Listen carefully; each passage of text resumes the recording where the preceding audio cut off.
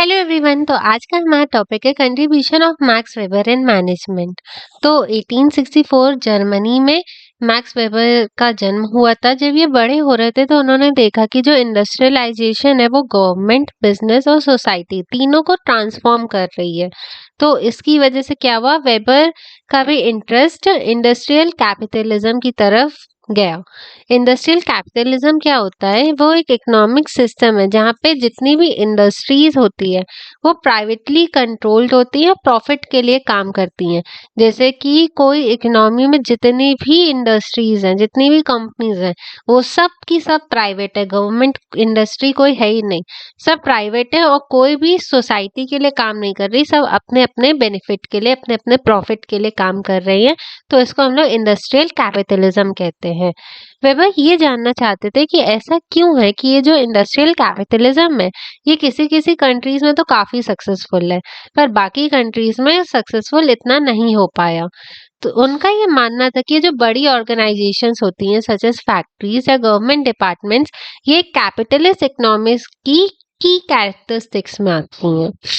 Weber का ये concern था कि जो अथॉरिटी, मतलब जो लोग अभी एक अथॉरिटी के लेवल पे हैं, वो अपने एक्सपीरियंस की वजह से नहीं है, वो अपने एबिलिटीज की वजह से नहीं है, वो अपने सोशल स्टेटस की वजह से है। तो इसकी वजह से क्या हो रहा था कि जो मैनेजर्स थे वो ऑर्गेनाइजेशन के टुवर्ड्स लॉयल नहीं थे, और जो ऑर्गेनाइजेशन के रिसोर्सेस थे वो अपने बेनिफिट के लिए यूज कर रहे थे rather than to meet organisational goals. Weber इस बात से काफी ज्यादा कन्विंस थे कि जो ऑर्गेनाइजेशन है वो रेशनल अथॉरिटी पर बेस्ड होनी चाहिए। अब रेशनल अथॉरिटी क्या होती है, जब भी कोई अथॉरिटी, कोई पावर किसी इंसान को इसलिए दी जा रही है क्योंकि वो उसके लायक है, उसके पास उतने स्किल्स हैं, उतना क्वालिफिकेशन है, तो उसे रेशनल अथॉरिटी कहते हैं। वेबर ने ये जो रैशनल ऑर्गेनाइजेशन का कॉन्सेप्ट दिया, इसी को टर्म दिया था ब्यूरोक्रेसी। अब ब्यूरोक्रेसी है क्या? तो ब्यूरोक्रेसी एक एडमिनिस्ट्रेशन का सिस्टम है जिसके कैरेक्टरिस्टिक्स क्या क्या होते हैं आगे भी पढ़ेंगे, पर यहाँ पे एक ओवरव्यू ले लेते हैं कि उसमें एक क्लियर हायरार्किकल स्ट्रक्चर होता है। मतलब सबको पता होता है कि उन्हें किनको रिपोर्ट करना है, उनका बॉस कौन है, सबको पता होता है, और एक क्लियर हायरार्की पूरे ऑर्गेनाइजेशन में मेंटेन करी जाती है। सेकेंड होते हैं स्ट्रिक्ट रूल्स एंड रेगुलेशंस। बहुत स्ट्रिक्ट रूल्स होते हैं, कोई भी चीज जैसे लिख दिया गया है वैसे ही होनी है, उसके अलावा आप उसमें कोई भी चेंजमेंट नहीं कर सकते। थर्ड, स्टैंडर्डाइज प्रोसीजर्स होते हैं, मतलब हर काम को करने का एक प्रोसीजर, एक स्टेप बाय स्टेप उन्होंने बना रखा है कि पहले ये करना है, फिर ये करना है, फिर यहाँ से अप्रूवल लेना है, फिर ये करना है। इसमें से किसी भी स्टेप को अगर आपने पूरा नहीं किया तो आप नेक्स्ट स्टेप पे नहीं जा सकते। बहुत स्टैंडर्डाइज प्रोसीजर होता है, बहुत स्ट्रिक्ट प्रोसीजर होता है। ब्यूरोक्रेसी का एम क्या है कि वो एक एफिशिएंट और इम्पार्शियल मैनेजमेंट को अचीव कर पाए। इसके लिए वो क्या करती है, पूरे टास्क को छोटे छोटे स्पेशलाइज यूनिट्स में बांट के लोगों को बार बार देती है। इससे लोगों की एफिशिएंसी इंक्रीज होती है। इसे हमने डिवीजन ऑफ लेबर में भी पढ़ा हुआ है।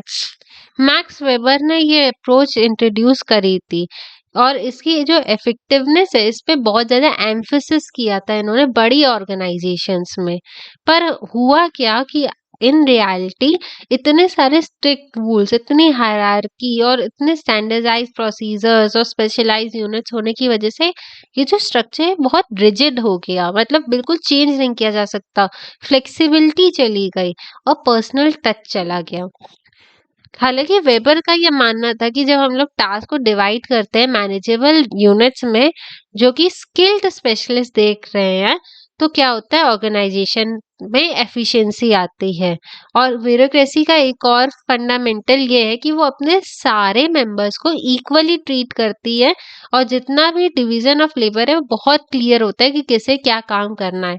इससे क्या होता है, फेवरेटिज्म हट जाता है और रैशनल डिसीजन मेकिंग प्रमोट होती है। वेबर ने ऑब्जर्व किया कि जो रैशनल ऑर्गेनाइजेशंस, या फिर जिन्हें हम ब्यूरोक्रेसीज भी कह सकते हैं, ये बहुत इफेक्टिव वे है। अगर आपकी ऑर्गेनाइजेशन एक कॉम्प्लेक्स है, बहुत बड़ी ऑर्गेनाइजेशन को मैनेज करने के लिए ये बहुत ही इसेंशियल है, उन्होंने कहा।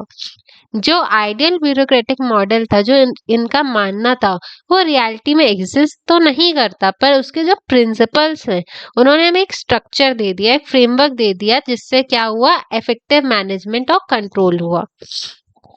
आप जानते हैं कि ब्यूरोक्रेटिक ऑर्गेनाइजेशंस के कुछ एग्जाम्पल्स क्या हैं? तो यहाँ पे 5 एग्जाम्पल्स हैं। फर्स्ट है हमारे गवर्नमेंट एजेंसीज जो होती हैं। सेकेंड जो लार्ज कॉर्पोरेशंस मतलब मल्टीनेशनल कंपनीज हो गई। थर्ड है एजुकेशनल इंस्टीट्यूशंस जैसे कि आपका स्कूल, कॉलेज, यूनिवर्सिटीज हो गई। फोर्थ है मिलिट्री ऑर्गेनाइजेशंस जैसे कि आर्म्ड फोर्सेस हो गई, नेवी हो गए, एयर फोर्स हो गए, ये सब भी ब्यूरोक्रेटिक ऑर्गेनाइजेशंस के एग्जाम्पल है। And last but not the least hospitals में भी एक ब्यूरोक्रेसी मेंटेन करी जाती है, जिससे जो पेशेंट है वो सेफ रहे और एडमिनिस्ट्रेटिव प्रोसेस बिल्कुल स्ट्रीमलाइन होके चले। अब हम लोग जानते हैं वेबर की ब्यूरोक्रेसी थ्योरी के प्रिंसिपल्स क्या हैं। इसी को आप इस थ्योरी की कैरेक्टरिस्टिक्स भी लिख सकते हैं। अगर क्वेश्चन आए एग्जाम में तो आप इसको एज अ कैरेक्टरिस्टिक्स भी लिख सकते हैं। तो 6 प्रिंसिपल्स ऑफ ब्यूरोक्रेसी थे। फर्स्ट था टास्क स्पेशलाइजेशन। टास्क स्पेशलाइजेशन का मतलब क्या है कि जो कॉम्प्लेक्स टास्क है उसे छोटे छोटे स्पेशलाइज यूनिट्स में बांट के लोगों को देना, और हर एम्प्लॉय को अपनी रिस्पॉन्सिबिलिटीज का पता होता है और वो बहुत एक्सपर्टीज और स्किल्स का यूज करके अपने काम को फुलफिल कर रहा है। तो क्या होगा कि जो ऑर्गेनाइजेशन है उसमें एफिशिएंसी आ जाएगी, उसमें स्पेशलाइजेशन आ जाएगा, और जो टास्क है वो एक कैपेबल कैंडिडेट के हाथों में सौंपे जाएंगे। सेकंड क्या है कि फॉर्मल सिलेक्शन होना।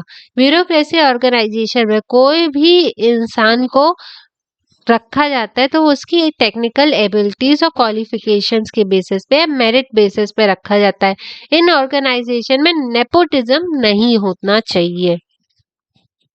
थर्ड है हमारा इम्पर्सनल। तो ये ब्यूरोक्रेटिक ऑर्गेनाइजेशन में जो डिसीजन और एक्शंस होते हैं वो रैशनल बेसिस पे लिए जाते हैं, वो पर्सनल रिलेशनशिप्स या इमोशंस के बेसिस पे नहीं लिए जाते हैं। और ये जो इम्पर्सनल अप्रोच है ना, इससे क्या होता है, इक्वालिटी मेंटेन रहती है, फेवरेटिज्म हटता है और कंसिस्टेंसी मेंटेन होती है एम्प्लॉयज और स्टेक होल्डर से जब डील कर रहे हो तब।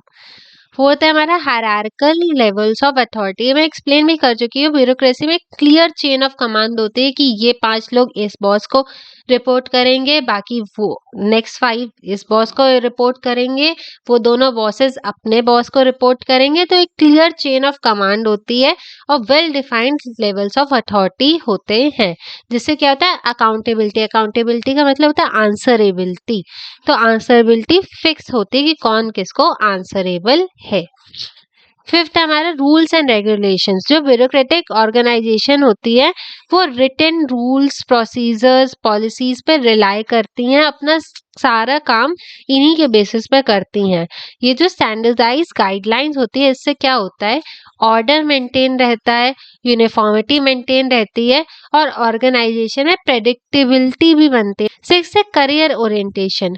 करियर ओरिएंटेशन पे वेबर ने बहुत एम्फेसिस किया था कि जो एम्प्लॉयज है उन्हें जॉब सिक्योरिटी देनी चाहिए। मतलब कि अगर आपने किसी को उसके टेक्निकल स्किल्स के बेसिस पे रख लिया अपने ऑर्गेनाइजेशन में तो उसे job security, feeling of belongingness provide करानी चाहिए और परफॉर्मेंस बेस्ड उसे इंसेंटिव्स देते रहना चाहिए, जिससे क्या हो, एम्प्लॉयज मोटिवेट हो और ऑर्गेनाइजेशन के साथ जुड़े रहें लॉन्ग टर्म के लिए। इससे क्या होता है, एक ऑर्गेनाइजेशन के पास स्टेबल और कमिटेड वर्कफोर्स आ जाती है, जिससे ऑर्गेनाइजेशन जो है वो सक्सेसफुल हो जाती है।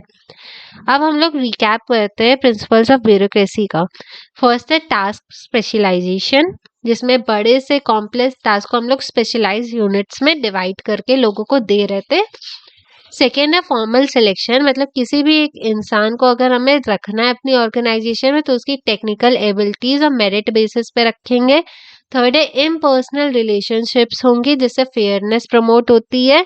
फोर्थ है हायरार्किकल लेवल्स ऑफ अथॉरिटी होंगे, क्लियर चेन ऑफ कमांड होगी from top to bottom. Fifth है हमारा रूल्स एंड रेगुलेशंस बहुत स्ट्रिक्ट होंगे, रिटेन होंगे और उसको सब लोग फॉलो करेंगे।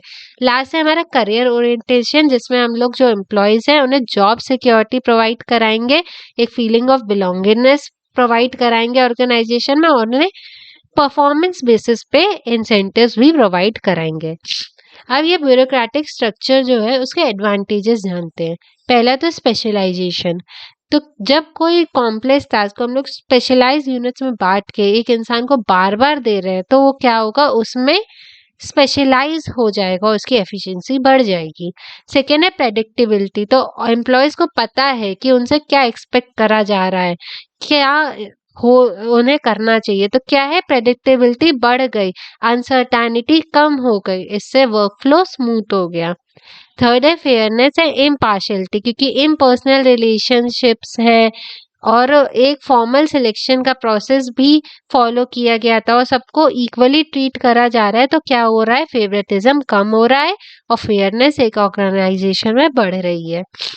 नेक्स्ट है अकाउंटेबिलिटी, क्योंकि क्लियर हायरार्की है तो सबको पता है कि उन्हें किसको आंसर देना है अपने काम के लिए। फिफ्थ है रिकॉर्ड कीपिंग। में क्या होता है कि जो ब्यूरोक्रेटिक ऑर्गेनाइजेशन है वो एक सिस्टमैटिक रिकॉर्ड मेंटेन करती है अपने सारे ऑपरेशंस का। तो इससे क्या होता है, फ्यूचर एक्शंस के लिए एक रिलायबल रेफरेंस क्रिएट हो जाता है, जिससे हम लोग पास के एक्सपीरियंस से सीख के फ्यूचर के लिए प्लान कर सकते हैं। Last but not the least हमारा है एक्सपर्टीज बेस्ड रिक्रूटमेंट। तो फॉर्मल सिलेक्शन होता है, तो इसकी वजह से क्या हुआ कि जितने भी हायरिंग हो रही है, एम्प्लॉयज का प्रमोशन हो रहा है, वो उनके स्किल्स के बेसिस पे हो रहा है, उनके सोशल स्टेटस के बेसिस पर नहीं हो रहा है। तो ये थी हमारी advantages of Weber's bureaucratic model. अब हाँ आते हैं disadvantages of bureaucratic management theory पे। तो फर्स्ट है स्लो डिसीजन मेकिंग। अब इतने सारे रूल्स हैं, इतने सारे स्टैंडर्डाइज प्रोसीजर्स हैं, तो क्या होगा, डिसीजन मेकिंग स्लो हो जाएगी, डायनेमिक ऑर्गेनाइजेशन नहीं बन पाएगी। सेकेंड पॉइंट वही डायनेमिक ऑर्गेनाइजेशन के लिए रेजिस्टेंस टू चेंज, क्योंकि इतना रिजिड स्ट्रक्चर हमने बना दिया कि नए आइडियाज इनोवेशंस जन्म ही नहीं ले पाते, अडेप्ट ही नहीं हो पाते और चेंज के लिए रेजिस्टेंस क्रिएट हो जाता है। थर्ड है ब्यूरोक्रेटिक रेड टेप, या जिसे रेड टैपिज्म भी कहते हैं। इसका मतलब होता है कि बहुत ज्यादा पेपर वर्क, मतलब कोई छोटे से काम के लिए भी उससे परमिशन लेकर आओ, फिर वो पास करेंगे तब जाके वो एक काम हो पाएगा। इतने एक्सेसिव पेपर वर्क की वजह से क्या होता है कि काम करने में बहुत ज्यादा हर्डल्स आने लगते हैं और ये जो ऑर्गेनाइजेशन स्ट्रक्चर है ये इतना कॉम्प्लेक्स हो जाता है कि सिंपल टास्क भी बहुत ज़्यादा डिफिकल्ट हो जाते हैं करने के लिए। इसी को कहते हैं ब्यूरोक्रेटिक रेड टैपिज्म। नेक्स्ट है लैक ऑफ इंडिविजुअलिटी। अब क्या हुआ कि हम कोई भी टारगेट सेटअप कर रहे हैं, कोई मैनेजर कोई टारगेट सेटअप कर रहा है, तो क्या कर रहा है, अपने जो एम्प्लॉयज हैं उससे कोई भी सजेशन नहीं लेता है और स्टैंडर्डाइजेशन और यूनिफॉर्मिटी को इतनी प्रायोरिटी हमने दे दी है कि इससे जो इंडिविजुअल की क्रिएटिविटी थी, यूनिकनेस थी, वो सब चली गई है। नेक्स्ट है हमारे इम्पर्सनल रिलेशनशिप्स होते हैं, मतलब सब लोग सिर्फ काम के लिए बात करते हैं, बहुत फॉर्मल रिलेशंस होते हैं। तो क्या होता है, एम्प्लॉयज के अंदर टीम वर्क नहीं बिल्ड हो पाता है, कोलैबोरेशन नहीं बिल्ड हो पाते हैं। लास्ट है हमारा ऑर्गेनाइजेशनल इनर्शिया। तो क्या होता है कि जो ऑर्गेनाइजेशन है वो जैसी है, जैसे काम कर रही है, वो उसी में इतना ज्यादा कंफर्ट जोन में चली जाती है कि अब वो चेंज नहीं करती है, अपने अंदर इनोवेशन को रेजिस्ट करने लगती है। तो क्या होता है, ऑर्गेनाइजेशनल इनर्शिया हो जाता है ब्यूरोक्रेटिक थ्योरी ऑफ मैनेजमेंट की वजह से। अब एक रिकैप कर लेते हैं एडवांटेजेस और डिसएडवांटेजेस का। एडवांटेजेस क्या है, first specialization, second predictability, third fairness and impartiality, fourth है accountability, fifth record keeping, last but not the least expertise based recruitment. Disadvantages क्या है, स्लो डिसीजन मेकिंग होती है, रेजिस्टेंस चेंज हो गया, ब्यूरोक्रेटिव रेड टेप हो जाता है, लैक ऑफ इंडिविजुअलिटी होती है, इम्पर्सनल रिलेशनशिप्स होती हैं and last but not the least organisational inertia आ जाता है। तो आज के लेक्चर के लिए इतना ही। Thank you everyone.